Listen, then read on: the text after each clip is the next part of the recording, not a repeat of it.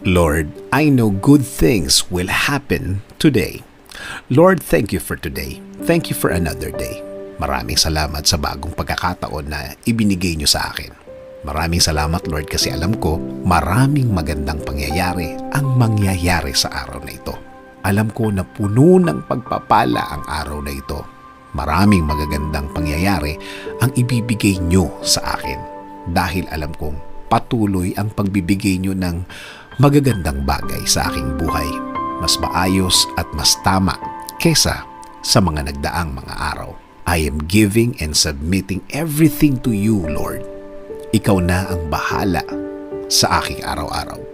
Patuloy mo akong i-lead sa aking buhay. Patuloy mo akong bigyan ng guidance. Alam kong patuloy mong ilalagay ang mga bagong opportunity sa aking buhay, Lord.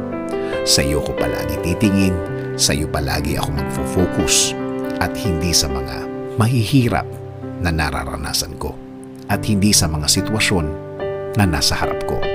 Sa mga bagay na kung iisipin ko, Lord, ay malulungkot lang ako at iisiping bumigay. Again, Lord, I declare this will be a good day today.